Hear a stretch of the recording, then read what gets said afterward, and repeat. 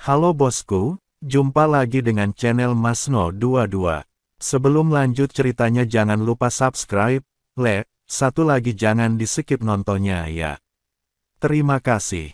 Setelah petugas itu mengambil token tersebut, matanya terbelalak dan dia bertanya dengan heran, dari mana kamu mendapatkan token ini? Nada bicara pria itu agak kasar, yang langsung membuat Chen Ping sangat tidak senang. Kenapa kamu harus peduli bagaimana aku bisa sampai di sini? Katakan saja padaku apakah kamu bisa menukarnya dengan uang. Chen Ping berkata dengan dingin. Kalau begitu, tunggu sebentar. Setelah berkata demikian, lelaki itu memberikan token itu kepada Chen Ping, lalu bergegas berjalan ke belakang. Tak lama kemudian, keluarlah seorang lelaki setengah baya berjubah abu-abu. Setelah melihat Chen Ping dan dua orang lainnya, dia tersenyum dan berkata, saya penjaga toko di sini. Silakan masuk, kalian bertiga. Melihat pemilik toko itu cukup sopan, Chen Ping dan dua orang lainnya mengikutinya masuk. Tetapi siapa sangka bahwa begitu dia masuk ke dalam ruangan, Chen Ping menyadari bahwa lingkaran sihir langsung aktif di sekitar ruangan. Chen Ping mengerutkan kening dan segera menangkap pemilik toko itu. Mengaktifkan lingkaran sihir secara tiba-tiba jelas bukan hal baik. Namun sosok pemilik toko itu menghilang dalam sekejap, lalu muncul di belakang Chen Ping dan yang lainnya. Hu Mazi dan Xiu Rui juga bereaksi. Mereka berdua berbalik dan menyerang penjaga toko. Si penjaga toko menekan dengan telapak tangannya, dan seluruh ruangan tiba-tiba dipenuhi tekanan. Chen Ping, Hu Mazi dan yang lainnya merasa seolah-olah ada ribuan gunung menekan mereka dan mereka tidak bisa bergerak sama sekali. Apa yang akan kamu lakukan? Chen Ping bertanya kepada penjaga toko. Izinkan saya bertanya, dari mana token ini berasal? Penjaga toko itu bertanya dengan suara tegas, tidak lagi sopan seperti sebelumnya. Seseorang memberikannya padaku, kata Chen Ping. Siapa yang mengirimnya? Penjaga toko itu terus bertanya. Niu Li, tampaknya dia adalah putri dari kota badak ini. Chen Ping menjawab. Mendengar nama Niu Li, pemilik toko melambaikan tangannya dengan ringan, dan tekanan di ruangan itu langsung menghilang. Berapa harga yang Anda rencanakan untuk menggadaikan token ini? Tanya penjaga toko. 10.000 koin abadi. Chen Ping berkata setelah berpikir sejenak. Karena pemilik toko menghilangkan tekanan dan melunakkan sikapnya setelah mendengar nama Niu Li, tampaknya gelar putri Niu Li sangat berguna. Jangan ribut, kalau kamu mau sebanyak itu, aku akan memberikannya padamu. Hu Mazi berkata sambil dengan lembut menarik ujung pakaian Chen Ping. Xiu Rui juga merasa bahwa tawaran Chen Ping agak terlalu tinggi dan pihak lain pasti tidak akan memberikannya kepadanya. Kau tahu? Dua wanita hanya berharga 500 koin peri. Berapa banyak wanita yang dapat Anda beli dengan 10.000 koin peri? Tidak banyak, kata penjaga toko tanpa ragu sedikit pun, lalu melemparkan sebuah tas penyimpanan kepada Chen Ping. Chen Ping juga tercengang, menatap tas penyimpanan di tangannya dengan rasa tidak percaya. Dia tidak menyangka pihak lain akan memberikannya begitu saja. Mengetahui bahwa token kecil ini sangat berharga, dia meminta lebih. Sial, makin berkurang. Chen Ping sangat menyesalinya saat ini, tetapi tidak ada gunanya menyesalinya. Periode saat ini adalah 10 hari. Jika Anda tidak datang untuk menebusnya dalam waktu 10 hari, barang tersebut akan menjadi milik pavilion Tianbao kami. Kata penjaga toko. Tidak masalah. Chen Ping mengangguk, lalu pergi bersama Hu Mazi dan Xiu Rui. Melihat betapa bahagianya Chen Ping dan yang lainnya, mulut pemilik toko sedikit melengkung. Bos, orang-orang ini tidak akan menebus token ini, kan? Petugas itu bertanya pada pemilik toko. Tidak, mereka tidak tahu nilai token ini, kalau tidak, mereka tidak akan menggadaikannya. Token milik sang putri sebenarnya diberikan kepada orang yang baru saja diantar ke sini melalui jalan itu. Itu cukup menarik. Mata penjaga toko itu menyipit sedikit, dengan kebingungan di matanya. Kemudian penjaga toko mengeluarkan sebuah kotak kayu yang terlihat sangat halus dan meletakkan token tersebut di dalamnya. Lalu dia mengeluarkan setetes darah dan meneteskannya ke kotak kayu. Seluruh kotak kayu itu seketika memancarkan cahaya merah aneh. Ketika Chen Ping dan teman-temannya berjalan keluar dari paviliun Tianbao, pria besar itu masih menunggu di luar. Ketika dia melihat Chen Ping keluar, dia buru-buru bertanya, "Apakah kamu sudah menukar koin abadi?" "Jika aku menukarnya, itu hanya 1000 koin abadi. Lihatlah betapa cemasnya dirimu. Aku punya banyak koin abadi." Hu Mazi menyambar tas penyimpanan dari tangan Chen Ping, lalu mengeluarkan 1000 koin peri untuk pria besar itu. Melihat ke arah 1000 koin peri dan kemudian ke tas penyimpanan Hu Mazi, pria besar itu terkejut. Pada saat yang sama, ada keserakahan di mata pria besar itu, tetapi itu hanya berkelebat sesaat. "Baiklah, sekarang setelah kau memberiku uangnya, ikuti aku untuk menjemput orang itu." Setelah pria besar itu selesai berbicara, dia membawa Chen Ping dan yang lainnya kembali ke panggung. Pria besar itu membuka kurungan besi dan menggendong kedua wanita itu keluar. "Kalian boleh membawa mereka pergi, tapi ingat untuk menempelkan segel tahanan pada mereka. Kalau tidak, mereka adalah manusia dan tidak bisa bergerak di kota ini. Sedangkan untuk manusia-manusia ini, mereka hanya bisa menjadi budak. Tidak apa-apa jika mereka ingin melampiaskan amarah mereka, tetapi mereka tidak bisa punya anak. Itu akan menodai garis keturunan binatang kita." Pria besar itu memberi instruksi kepada Chen Ping dan dua orang lainnya. "Jangan khawatir, dia milikku sekarang." Setelah Hu Mazi selesai berbicara, dia tidak sabar untuk pergi bersama kedua wanita itu. Melihat ekspresi Hu Mazi yang tidak sabar, Chen Ping hanya bisa tersenyum tak berdaya. Setelah Chen Ping dan yang lainnya pergi, seorang pria bermata biru berjalan mendekati pria besar itu. "Pria besar, apakah mereka benar-benar menghabiskan 1000 koin abadi?" Pria bermata biru itu bertanya. "Ya," pria besar itu mengangguk, "tetapi mereka memiliki lebih dari 1000 koin abadi di dalamnya. Saya rasa setidaknya ada 10.000 di dalam tas penyimpanan itu." 10.000, pria bermata biru itu berseru, "Sepertinya kita akan menjadi kaya. Kota ini dijaga ketat akhir-akhir ini, jadi mungkin sulit untuk memulai. Ada tim tempur yang berpatroli di setiap jalan.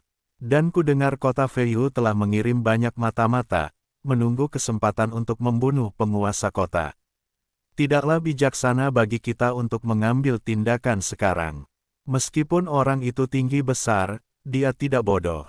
Kesempatan itu langka dan tidak akan pernah datang lagi.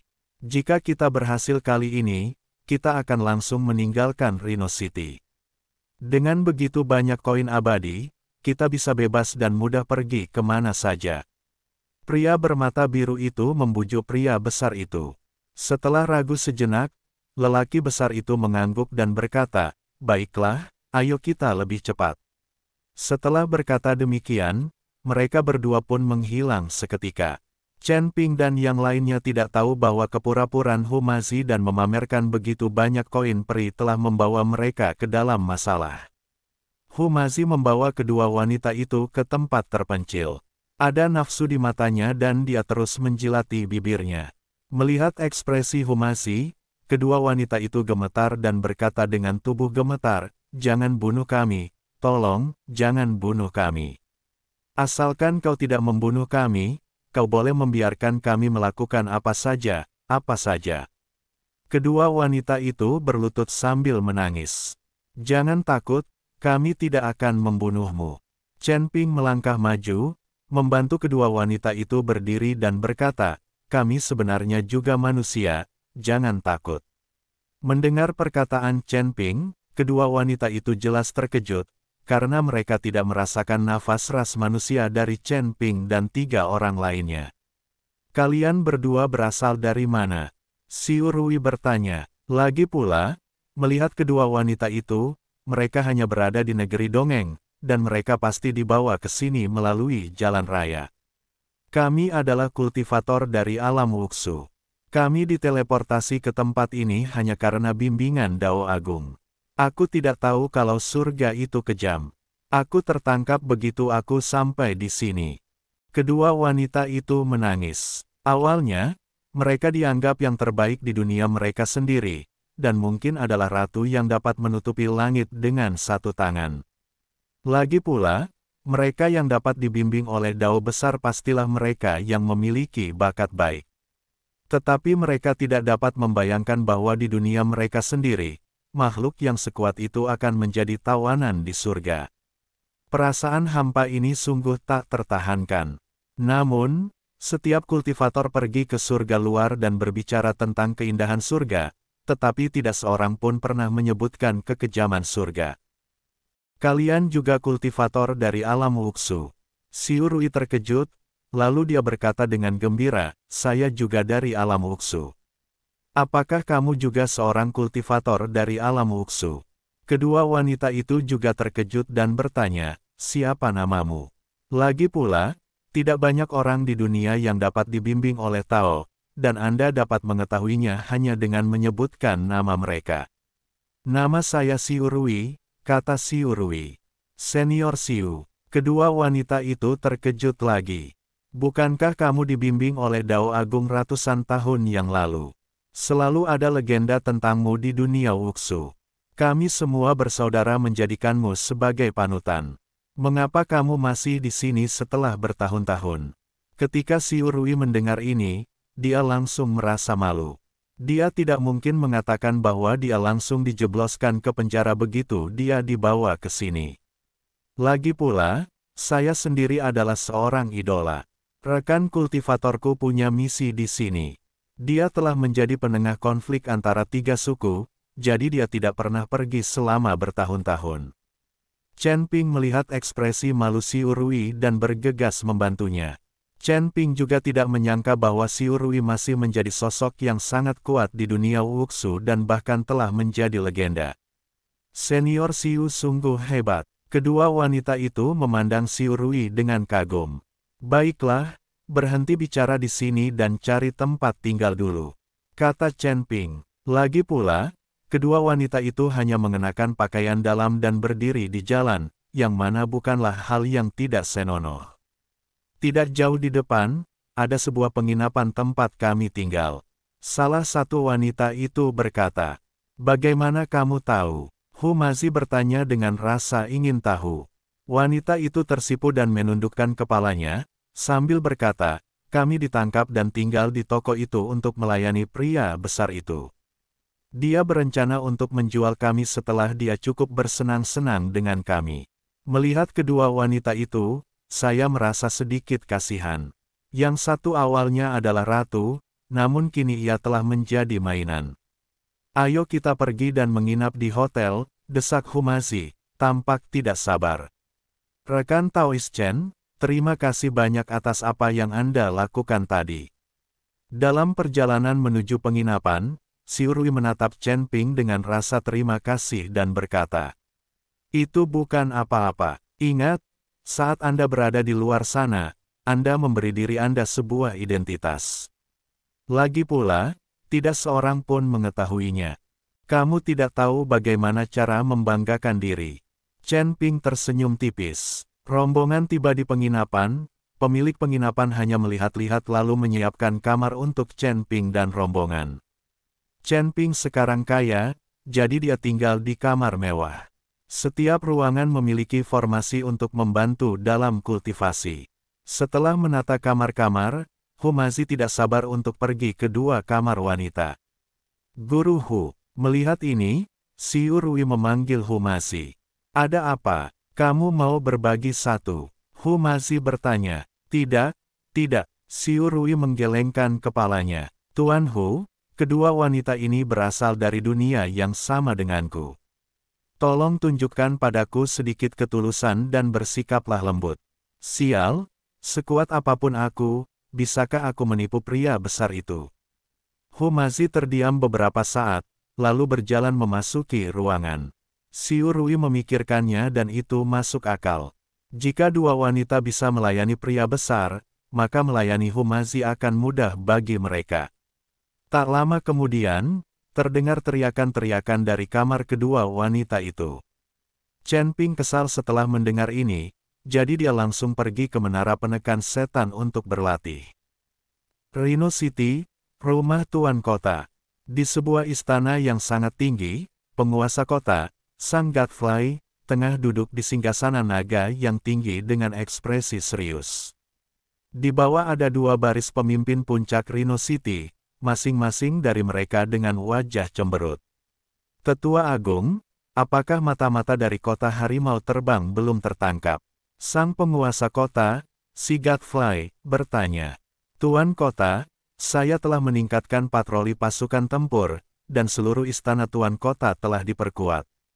Tidak seorang pun diizinkan masuk tanpa tanda. Kata tetua agung tergesa-gesa. Kota harimau terbang ini telah berulang kali mencoba menduduki kota kita. Ini keterlaluan. Cepat atau lambat aku akan menghancurkan mereka. Si lalat menggertakkan giginya dan memukul meja di depannya dengan keras. Meja itu langsung berubah menjadi bubuk dalam sekejap.